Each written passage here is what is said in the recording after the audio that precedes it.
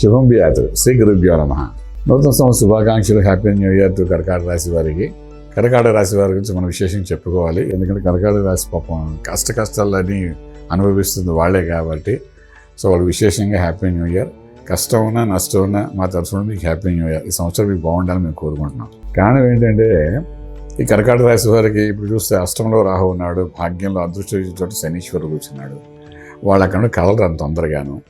So తప్పదు, ఎంత happy new year చెప్పినా ఈ అష్టమ రాహు భాగ్యంలో ఉన్న శనీశ్వరుడు వాళ్ళు చూపించవలసిన సినిమా చూపిస్తూనే ఉంటారు.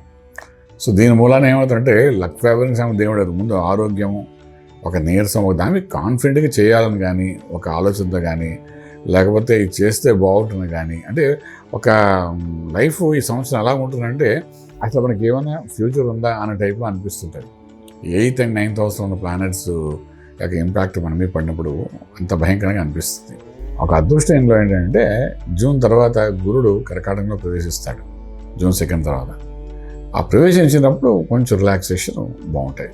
జరగవలసిన నష్టం అంతా జూన్ లోపల అయిపోతుంది. అదైతే క్లియర్, అందులో ఏమాత్రం సందేహం లేదు.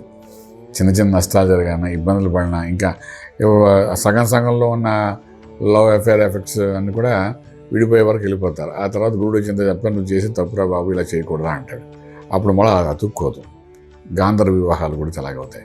మ్యారిటల్ లైఫ్లో కూడా కొన్ని ఈ 8th and 9th హౌస్లో జరుగుతున్న సంఘర్షణ వలన మ్యారేజ్ అయిన వాళ్ళు కూడా కొంతవరకు మానసిక ఒత్తిడితో విడిపోయేంత వరకు వెళ్ళిపోతారు, కోర్టు వరకు. అక్కడ ఏదో క్లారిటీ వస్తుంది, మళ్ళీ ఇద్దరిని కలపడానికి ప్రయత్నం చేస్తారు. కానీ ఈ డిస్టర్బెన్స్ అనేది కనబడుతుంది.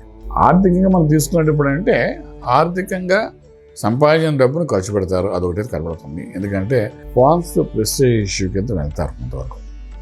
ఒక రాజకీయ నాయకులు నాకు తప్పదు, తన అవేర్నెస్ తెలియాలి అంచేత వాళ్ళు ఏం చేస్తారంటే అయితే ఖర్చు మీడియాలోని మనం బతికున్నా తెలియడం కోసమైనా ఖర్చు పెట్టి చేస్తారు. అలా ఒక ఫిల్మ్ యాక్టర్ ఉన్నాడు, లేకపోతే ఒక టీవీ ఆర్టిస్ట్ ఉన్నారు. కొంతమంది కనుమరుగైపోతున్నారు.